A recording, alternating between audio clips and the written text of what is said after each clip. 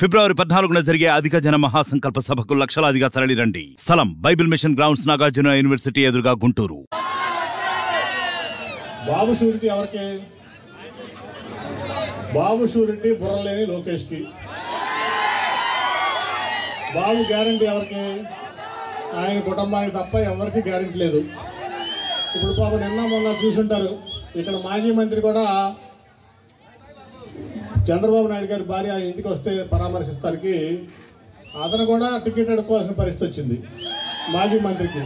అంటే పాపం మాజీ మంత్రి కూడా ఇంత కట్టుబడి ఉండడానికి ఆయన కూడా గ్యారెంటీ లేదు. బుర్రలేని లోకేష్కి తప్ప ఎవరికి గ్యారెంటీ లేదు. బాబు చంద్రబాబు నాయుడు గారి షూరిటీ కానీ గ్యారెంటీ కానీ బుర్రలేని లోకేష్కి, ఎందుకు పనికిరాని లోకేష్కి తప్ప ఎవరికి గ్యారెంటీ లేదు. ఇచ్చిన మాట తప్పటమే చంద్రబాబు గారి యొక్క నైజం. అట్లాగే పాపం బుర్రలేని లోకేష్, పనికిమాలిన లోకేష్ ఒక రెడ్ బుక్ అని పెట్టుకుంటున్నాడు, తిరుగుతున్నాడు. రెడ్ బుక్లో రాస్తున్నాను. రెడ్ బుక్లో రాసి మడత పెట్టి ఎక్కడ పెట్టుకున్నాడు? ఓడిపోతున్నావు. రెడ్ బుక్ మడత పెట్టి ఎక్కడ పెట్టుకోవాలి? ఎక్కడ పెట్టుకుంటావు? జేబులో పెట్టుకుంటావా? ఇంకెక్కడ పెట్టుకుంటావా? నువ్వు ఓడిపోయేవాడివి.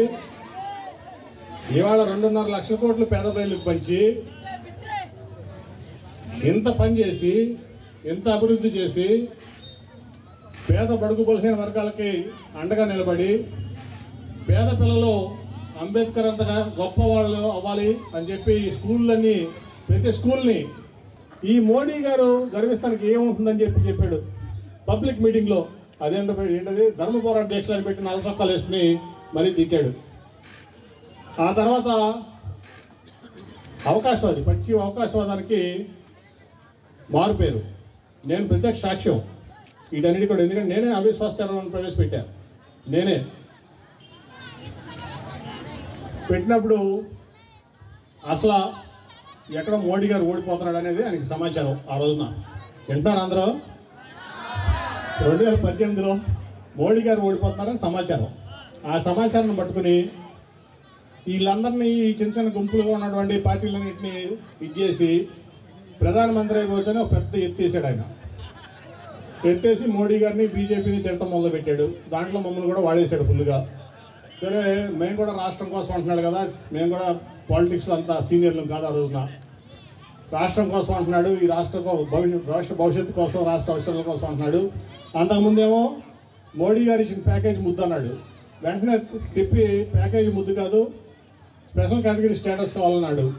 అది అయిపోయింది. ప్రధానమంత్రి అయిపోదామని పాపం కళ్ళగని రాహుల్ గాంధీ పిలవలేదు. మేము ఉన్నాం ఆ రోజున. వెళ్ళి రాహుల్ గాంధీ దగ్గరికి వెళ్ళిపోయాడు తిన్నగా. ఆయన పిలవలేదు, అపాయింట్మెంట్ పెట్టలేదు. వెళ్ళిపోయి ఆయనతో పాటు కలిసి మరి థర్డ్ ఫ్రంట్ అన్నాడు, అది అన్నాడు, ఇది అన్నాడు. ఆ తర్వాత అన్ని రాష్ట్రాలు తిరిగాడు. తిరిగి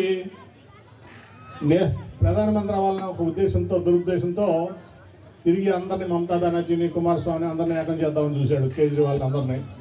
అయిపోయింది. ఒక్క బొరలో పడ్డాడు కిందకి. అవునా? మీరందరూ కలిసి జగన్మోహన్ రెడ్డి గారి 151 సీట్లు ఇచ్చి కింద పడితే ముక్కు మొహం చెదిరిపోయి మైండ్ బ్లాంక్ అయిపోయింది అనమాట. దిమ్మ తిరిగి మైండ్ బ్లాంక్ అయిపోయింది. మహేష్ బాబు అంటాడు కదా, ఆ టైప్లో మైండ్ బ్లాంక్ అయిపోయి ఒక పిచ్చి కొడుకుని, పిచ్చి తండ్రి, ముసలోడు అయిపోయాడు పాపం ఆయన.